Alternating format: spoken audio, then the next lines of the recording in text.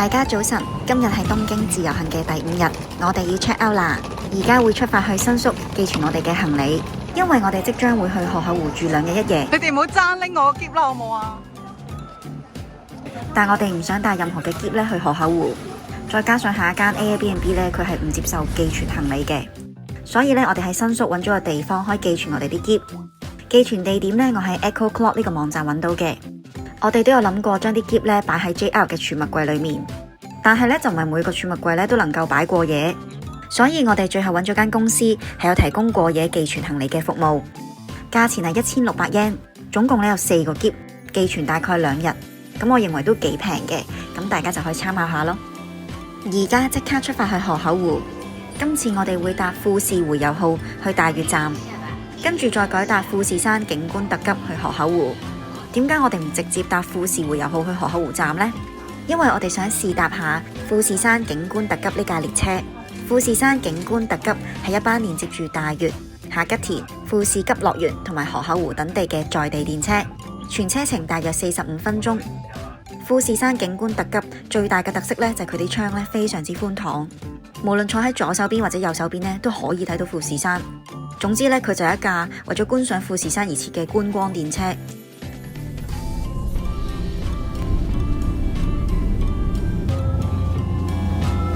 搭咗大約1個鐘頭5分鐘，我哋終於到咗大月站啦。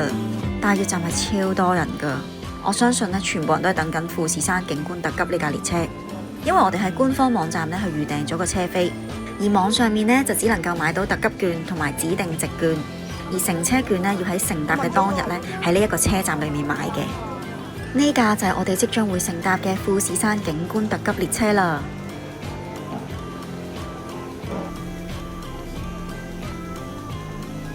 我哋咧係預約咗2號車廂嘅。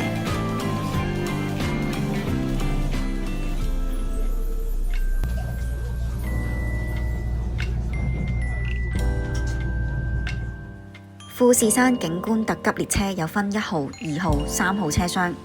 1號車廂係特別車廂，乘客可以享受 welcome drink， 同埋咧車裏面有販售服務，座位係非常之寬敞同埋舒適。但係我2個月前 book 嘅時候咧已經 full 晒啦。而2號指定席車廂就係我哋而家坐緊嘅車廂，而3號車廂呢就係自由席嘅車廂，咁就不設劃位。今日呢天氣真係好多雲啊，唔知呢可唔可以睇到富士山呢？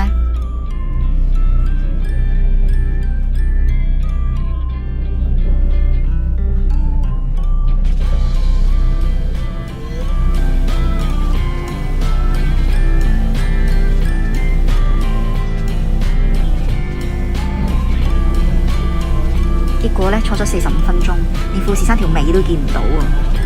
終於到咗河口湖站啦，我哋而家要去買富士山周遊巴士嘅2日乘車券。啱啱發現今日嘅富士迴遊號全部滿額，如果要返新宿就得返企位。好彩呢，我哋一早已喺網上面買咗聽日回程劃位嘅車飛。2日乘車券嘅價錢係1500 yen， 可以無限次搭乘河口湖嘅周遊巴士、西湖周遊巴士同埋明澤精進湖本棲湖嘅周遊巴士。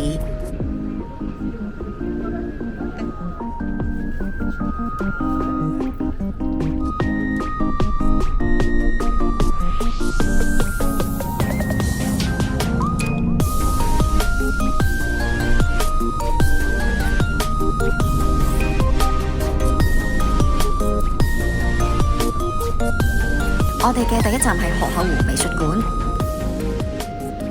河口湖美術館外邊咧係有個超大嘅草地，勁舒服啊！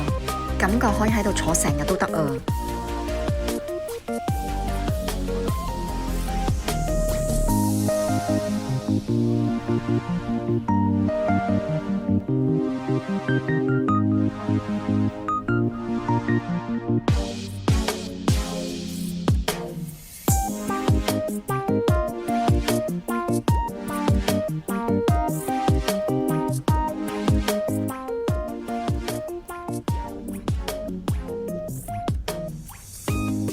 我哋由河口湖美術館慢慢行到音樂森林美術館。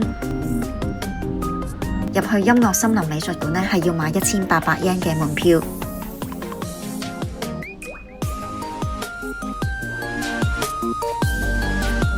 睇過展覽嘅簡介之後呢，發覺都冇乜太大興趣，所以呢，最後我哋係冇買到飛嘅，純粹喺美術館附近打下卡就算啦。行緊嘅中途呢，路經 Family Mart， 朋友買咗呢個朱古力冰沙，味道都唔錯。呢個就係木之花美術館。下一個景點係木之花美術館。咁啱今日係有關於貓嘅藝術展覽，入場門票係500 yen。呢度入邊木之花美術館裏面呢，仲有賣好多唔同嘅精品。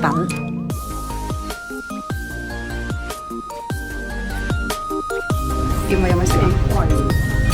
參觀完畢之後呢，我哋去咗美術館嘅 cafe 休息咗一陣。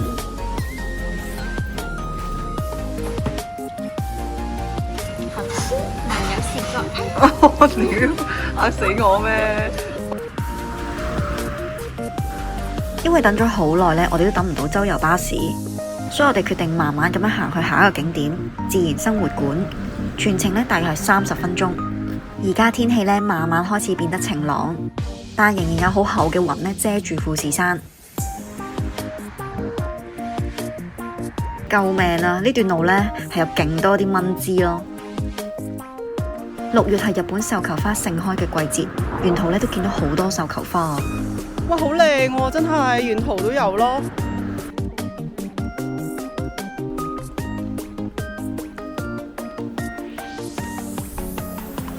行咗30分鐘，終於到咗自然生活館。自然生活館外面呢種咗好多薰衣草喎。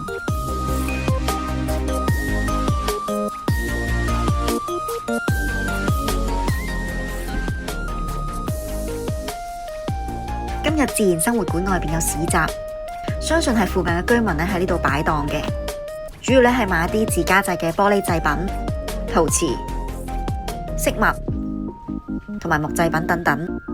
呢間啲陶瓷製品好得意啊，而且全部呢都同貓貓有關。我自己都忍唔住買咗2件貓貓嘅筷子座。如果大家有興趣，可以 follow 下呢間鋪頭嘅 IG。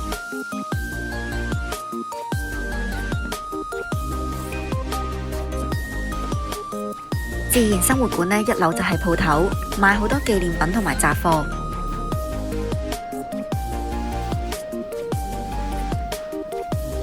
呢度連薰衣草嘅乾花都有賣啊！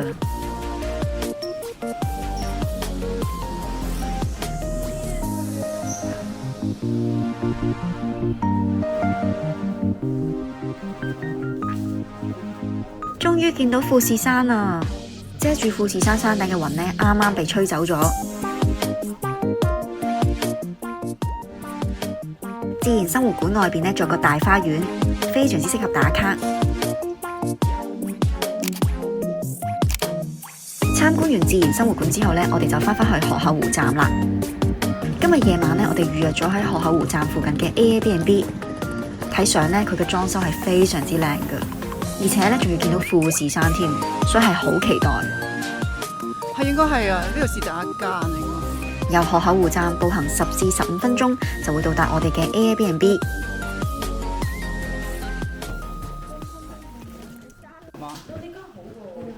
一入嚟 Airbnb 呢，就係玄關嘅位置。呢間 Airbnb 又提供室內拖鞋。第一層有4間房，右手邊第一間房係客廁，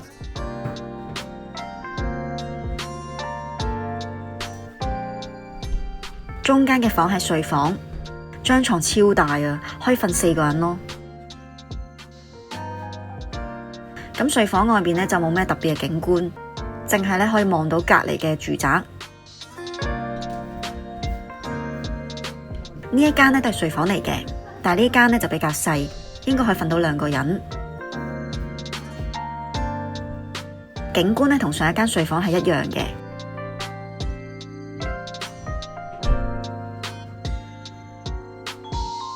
最後一間房係日式睡房，地下咧係可以鋪床鋪嘅。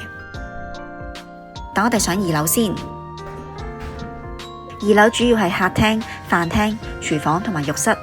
一上到嚟呢，就有個洗手盆咧，俾客人先洗手。飯廳嘅裝修呢好靚啊，係好有格調。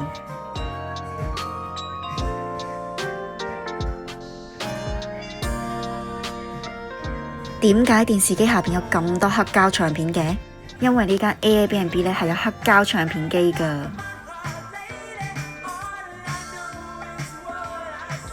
而客廳俾人感覺咧都係好超嘅，仲提供埋望遠鏡俾客人去觀賞富士山。因為客廳 sofa 呢個位置咧就正正可以望到整個富士山嘅。不過而家比較多雲啦，所以就睇唔到。俾大家睇一睇 Airbnb 主人影嘅相，係咪真係超靚啊？希望咧可以喺冬天咧再租呢間 Airbnb 去欣賞咁靚嘅富士山啦。呢間 Airbnb 咧仲有個小露台，咁就可以俾啲客人食下煙啊，可以喺度吹下水嘅，亦都係面向富士山嘅方向。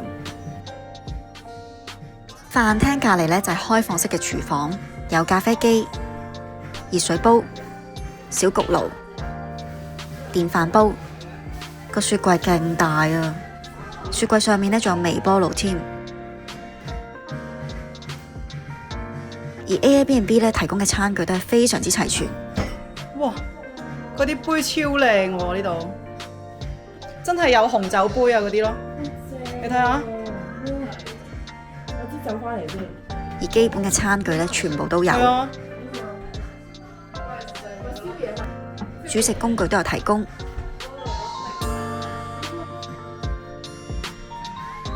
最後呢，我哋嚟望下個浴室。Airbnb 呢係有提供洗衣機，仲有提供毛巾。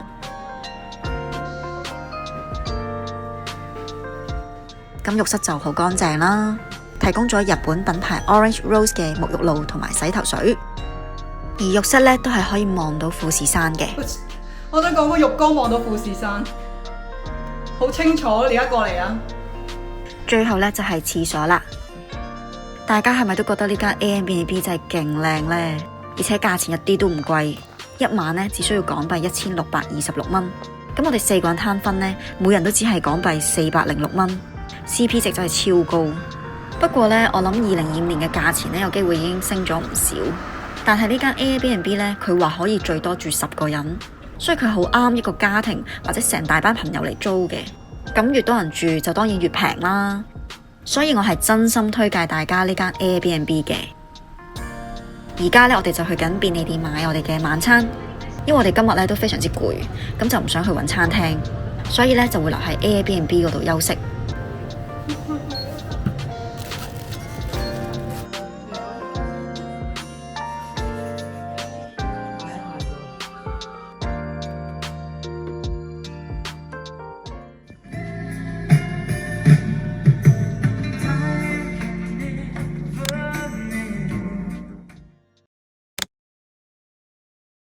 大家早晨，而家好似有層霧遮住成個富士山，只能夠見到淺淺嘅富士山影子。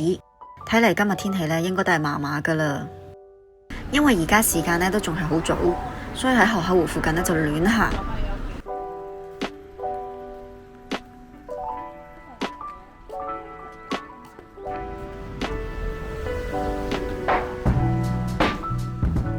到達我哋今日第一個景點，就係 IG 經常出現嘅富士山麵包鋪。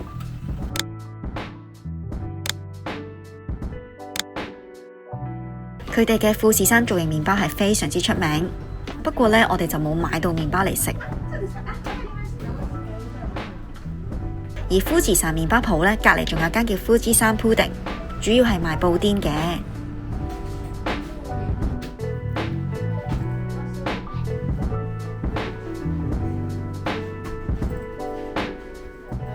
我仲喺呢度咧買咗個好靚嘅冰袋，朋友買咗梳打同埋車厘子2款口味嘅布甸。我哋而家由河口湖站搭富士急行線到月光子站，因為我哋第二個景點就係月光子大門商店街。月光子大門商店街係保留咗濃厚嘅昭和時代味道，最重要嘅係能夠見到超巨大嘅富士山。如果天氣晴朗嘅話，咁其實我半年前呢冬天先嚟過，個富士山真係超靚噶。人哋啲民居咯，不過呢，有遊客都唔係呢度咯，唔係呢個 area， 可能有人揸車直接去咯。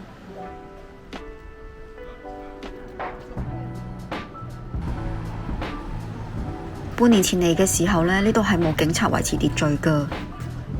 但我估係因為好多遊客衝出個馬路影相，所以當地政府就安排咗警察喺呢度維持秩序。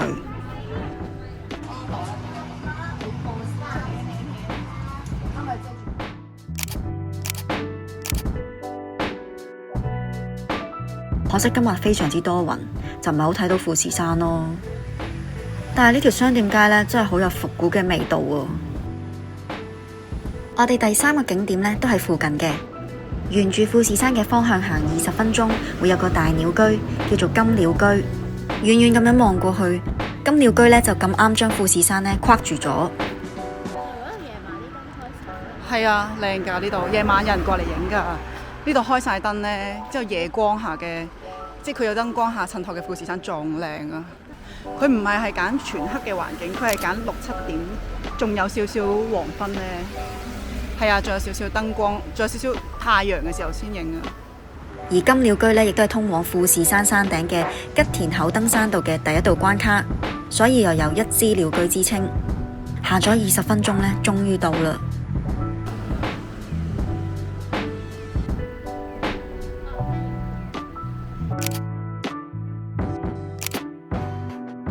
去完金鳥居呢，我哋就要返河口湖啦。因為3點03分呢，我哋要搭富士湖油號呢返去新宿。影咩啊？有咩好影啊？有咩咁特別啊？呢度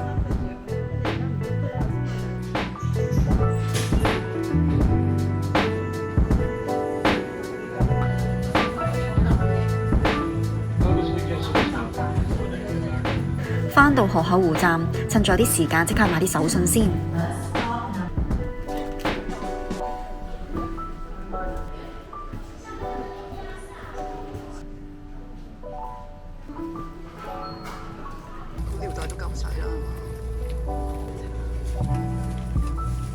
雖然呢嚟過富士山真係好多次，但每次呢見到新嘅嘢呢，就會有一種唔同嘅感覺。希望下次再嚟河口湖嘅話，天氣會更好啦。拜拜。